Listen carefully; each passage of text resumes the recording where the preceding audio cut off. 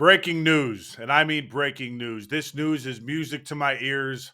It really, revamped my entire day. If I was having a down day, well, guess what? It's no longer down. I'm actually flying straight to the moon at the moment. I'm overjoyed with emotions, and I can't help contain myself. So I turned on my video, I pressed record, and now I'm going to be talking about what has happened in Chicago. And it really is a beautiful sight to see. So buckle down, strap down, and let's get this damn thing started.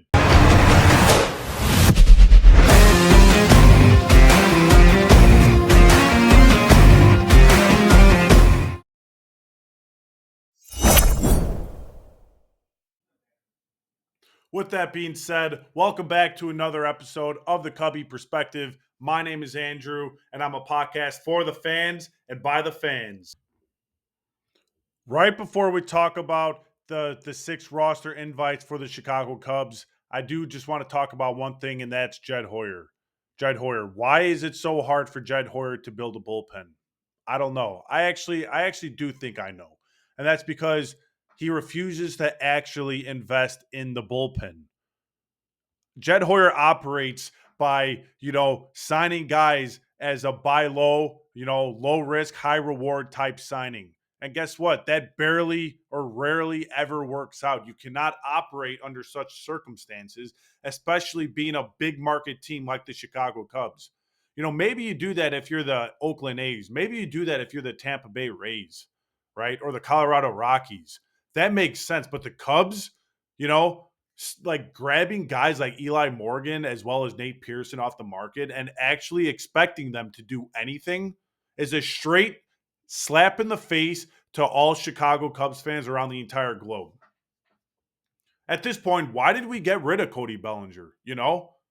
Why did we get rid of Cody Bellinger? Oh, we freed up his $27 million that we were supposed to go out there and sign more guys and use that money to do something. Guess what? We didn't do anything.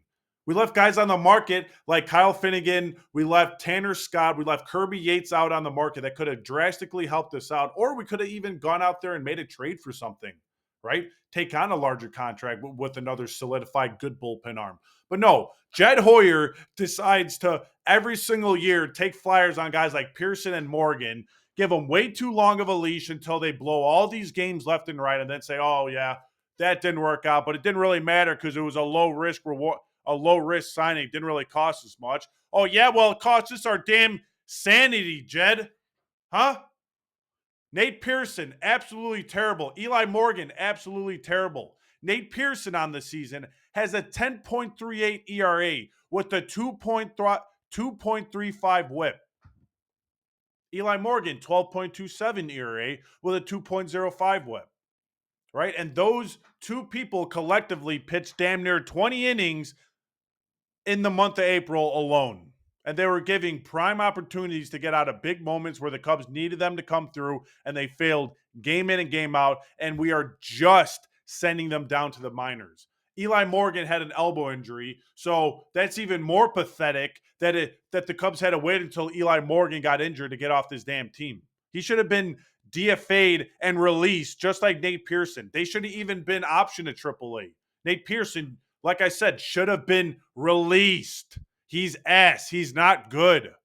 Get him off the team. He has nowhere to improve. He was dog shit with the Toronto Blue Jays, and he's dog shit with the Chicago Cubs. There's no tweaking in that guy's game. It's either you have it or you don't. Let the Rays, let the White Sox, let the A's, let these garbage teams like the Angels take flyers on guys like this. All right, so that's enough venting about our crappy bullpen situation as well as our president of operations inability to make a bullpen. So let's actually get down to business and talk about the roster moves that the Cubs have made today. All right, starting off, we're going to start off by talking about Matt Shaw. Matt Shaw was optioned today. He will be heading down to AAA to work on that swing and continue to get reps down there. Matt Shaw, his bat didn't come around, but he did. There were some positives to his game, and honestly, the biggest one for me is his ability to actually play third base. There was a lot of question marks whether or not Matt Shaw was able to play third base. And in this, in this time or short stint with the Chicago Cubs, not only did he prove he could play third base, but he could play it actually pretty well. People said his arm would be an issue at the hot corner, but he had no problem throwing runners out effectively, accurately, and all that. So, Matt Shaw did play a good third base. That's not why he was optioned. Matt Shaw also did a really good job of drawing a walk. Matt Shaw's on base percentage was 294. Now, granted, that's not a good on base percentage, but when your batting average is 172, that's actually pretty damn good, especially for a young kid like this. His first stint, his first like 60 at bats in Major League Baseball. I'd say that's also a pretty good sign. He does have a patient approach, right? And he was scoring runs. Matt Shaw truly showed that he is also a good base runner. He's smart. He's smart on the base paths. He could definitely steal a bag if needed, and he can play at third base. But again, that's not why he was dropped. He was dropped because of his inability to currently hit the ball with the Chicago Cubs. Matt Shaw only had one homer on the year, 3 RBIs. You know, not good, not good. And especially with the batting average of 172, that's just not going to cut it in this league. Matt Shaw is definitely a young player. He could use some more seasoning down in the minors. So I really, really applaud the move. And I think it's going to pay dividends for Matt Shaw. And I think you're going to see Matt Shaw be back in Chicago within the next month or two, in my opinion. Our second name on the list is Vidal Brujan. Brujan came from Miami. He's a super utility player, and I expect him to get a good look at third base as well as Gage Workman for the Chicago Cubs. Brujan was injured during spring training. That's why he was not with the team. Otherwise, he would have been on the opening day roster. But look for Brujan to actually make some noise in Chicago. His bat is definitely a work in progress, but he does have some pop. So we're just gonna have to wait and see how Brujan adapts to the Chicago Cubs and the North Side, especially in April when the weather could be cold. Third name on the list is Eli Morgan. I already harped about Eli Morgan, so I'm not gonna, talk about him any further. You guys already know how I feel about him. But fourth guy on the list is Luke Little. Luke Little is a very, very big guy. He's 6'7", 225 pounds. He is a flamethrower. He could throw a really lethal fastball, but he struggled with command in his previous stints with the Chicago Cubs. That's why he started off the year in AAA. So hopefully down in AAA, they tweaked his mechanics and Luke Little can be a mainstay here in Chicago because right now the Cubs are only relying on Cale Thielbar as their left-handed specialist, and Cale Thielbar is getting pretty old. Fifth name on the list is Daniel Palencia. Daniel Palencia was recently with the Chicago Cubs. He's a right-handed pitcher out of the bullpen. Daniel Palencia is a flamethrower. His fastball reaches over 100 miles per hour.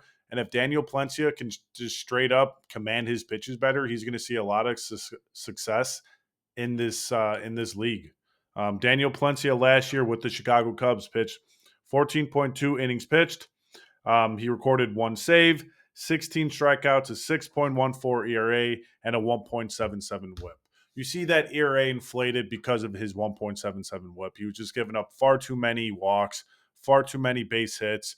So like I said, if he could command his pitches better, his off speed as well as that lethal fastball of his, has some more run on there, then you will see Daniel Palencia pitch a lot better with this stint with the Cubs, and we need him, right? We lost out on, obviously losing Eli Morgan and Nate Pearson is a good thing. So, these two and Luke Little and Daniel Palencia cannot do anywhere near as bad as both of those guys did. So look for them to be better. As always, keep the faith, go Cubs, and I am the Cubby Perspective.